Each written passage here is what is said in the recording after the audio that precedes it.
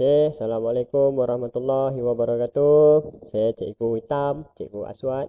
Okey, hari ini saya akan kongsikan untuk menulis isi karangan bahagian B. Okey, video sebelum ni saya dah buat untuk isi pendahuluan. Siapa yang belum tengok lagi tu, tengoklah. Sambil tengok tu, subscribe ya. Okey.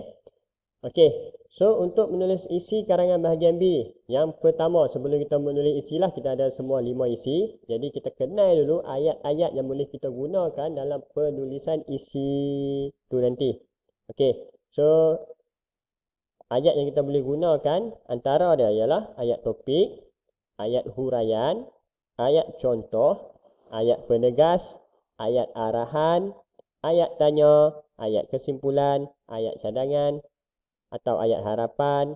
Kemudian boleh masuk sikit emosi lah, yang boleh digunakan dalam karangan. Contoh dia macam seperti marah, geram, kecewa, berputus asa, gembira, sedih, dan lain-lain lah. Kalau ada apa-apa emosi yang rasa sesuai nak masuk, masuk, tak ada masalah. Okay, melalui tulisan ya, bukan perbuatan. Sekejap je duk pergi koyak atas pula, tunjuk kata marah. Jangan, bukan macam tu. Tulis saja. InsyaAllah lah pelajar SPM faham lah, saya bergurau aja. Okey, so sekarang ni saya akan tunjuk contoh penulisan isi satu, gaya saya lah. Ya, sebenarnya untuk menulis karangan ni, kita ada macam-macam teknik. Sepatutnya setiap orang tu lain-lain cara. Setiap orang tu lain-lain, berbeza dia punya penyampaian dia. Jadi, orang kata apa?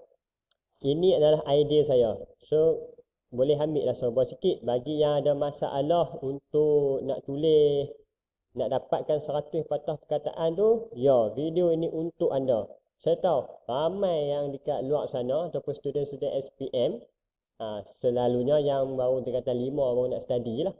Macam saya dulu juga.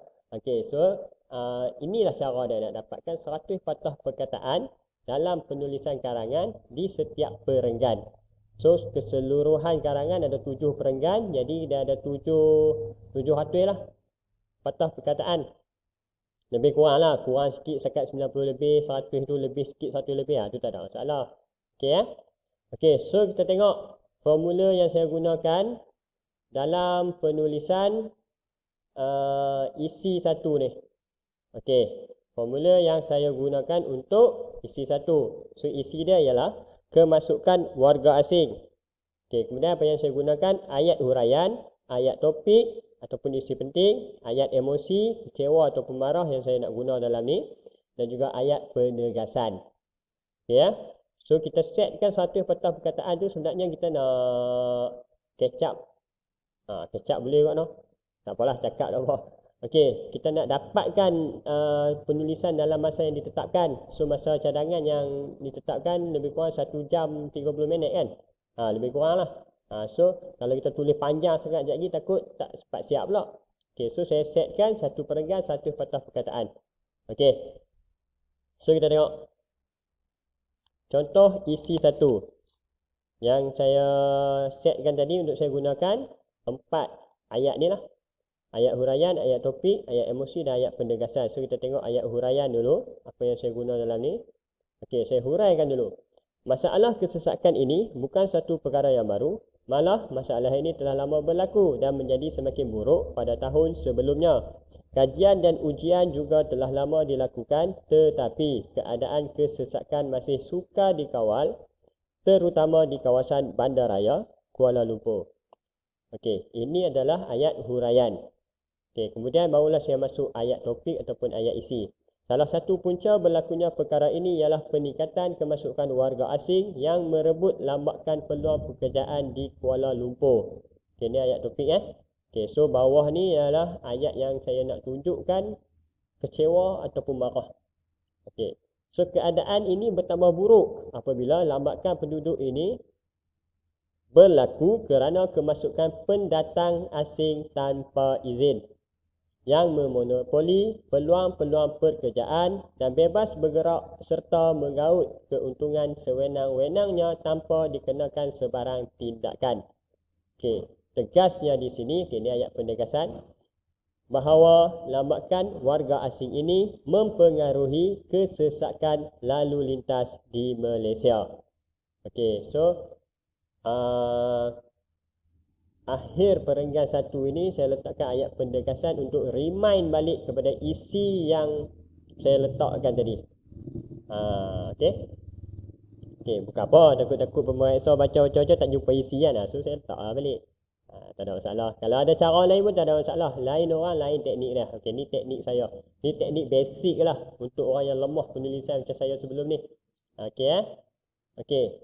So kita tengok isi contoh penulisan isi 2 daripada saya pula saya guna teknik apa. Okey. So untuk isi 2 saya guna ayat yang berlainan pada isi 1 tadi. So dia akan nampakkan sikit syorak lah, tak ada lah. Asyik ayat pendegasan, asyik ayat asyik kita guna huraian, kita guna topik, kita guna emosi marah, kita guna pendegasan. Tak ada kita ulang yang tu setiap perenggan. So kita perbagaikan. Okey Okay, so untuk isi 2 yang saya guna ialah formula yang saya guna kesinambungan antara perenggan, ayat kesinambungan. Okey, saya gunakan kesinambungan antara isi 1 dengan isi 2 tadi. Okey, kemudian B saya gunakan ayat topik, ayat huraian, kemudian saya bagi sikit contoh dan sikit ayat pendegasan tambah sikit dengan persoalan. Okey, so macam mana jadi dia karangan tu? Mari kita tengok. Okey. So contoh isi 2 saya baca. Apabila berlakunya kesesakan manusia di kawasan bandar, ianya membawa kepada masalah kesesakan kenderaan di jalan raya. Hal ini berlaku kerana meningkatnya taraf ekonomi penduduk Malaysia. Okay, nampak Yang biru ni topik, yang atas ni kesinambungan merah ni. Okey, so ini adalah huraian. Kemajuan yang berjaya dikecapi oleh Malaysia berjaya mewujudkan banyak peluang pekerjaan untuk penduduknya. Keadaan ini membolehkan ramai individu berpeluang mengukuhkan tahap kewangan dan berkemampuan untuk memiliki kenderaan sendiri. Okey, ini adalah ayat huraian tentang isi yang kita letakkan tadi lah. Nampak isi dia pendek lah. So huraian kena panjang lah. Okey, kalau nak gabung sekali dengan ni pun boleh, tak ada masalah. Okey. Okey, so sekarang ni kita letak huraian sudah, kita bagi ayat contoh pula. Okey. So, contoh yang saya letak macam ni. Semenjak perniagaan atas talian mula wujud, sumber ekonomi secara global dapat dikaut dan dijadikan sebagai sumber kewangan kedua. Maka tidak hairan sekiranya rakyat Malaysia mampu memiliki 2 hingga 3 buah kenderaan untuk kegunaannya. Situasi ini sebenarnya menunjukkan tahap kemajuan Malaysia. Adakah perlu kita berbangga dengan pencapaian ini atau risau dengan masalah kesesakan? Okey, nampak? Yang last ni, yang color hitam ni, ini adalah ayat pendegasan tambah ataupun dicampur dengan sikit ayat persoalan. Jadi ini cuma teknik saja. Tapi niat asal dia ataupun tujuan asal dia adalah untuk tegaskan balik tentang masalah kesesakan ni. Tapi saya guna sikit teknik persoalan ni untuk wujudkan rasa ingin membaca. Lebih kurang macam tu lah.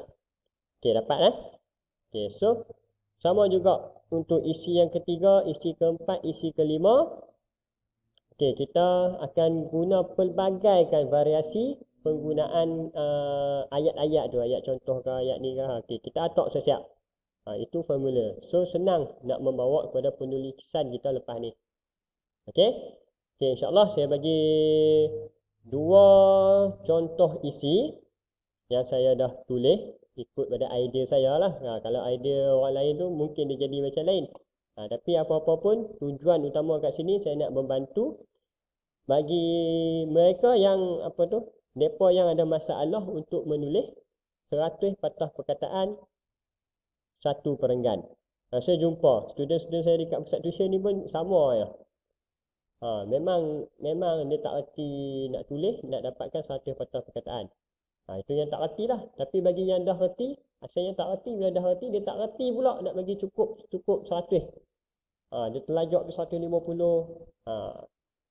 Okey, tu tak apa. Tu nanti kita akan adjust. Sekarang ni kita tulis dulu bagi dapat banyak. Ya, insyaAllah. Setakat tu saja perkongsian saya sebelum untuk hari ni. Untuk video kali ni, bagi mereka yang belum tengok cara tulis pendahuluan, boleh tengok video saya sebelum ni lah. Saya dah upload satu. So, minta tolonglah kawan-kawan, abang-abang, adik-adik, pelajar-pelajar, cikgu-cikgu, kan? Kan andai kata ada silap dalam ni, masalah sama ada dari segi tata bahasa ke, apa-apa ke, ada idea yang nak diutarakan ke, boleh masuk kat komen. Saya ni bukanlah orang kata apa, bukanlah pakar sangat. Anda ada kesilapan, minta tolong tunjuk ajar. Kemudian tolong subscribe, share and like insyaAllah.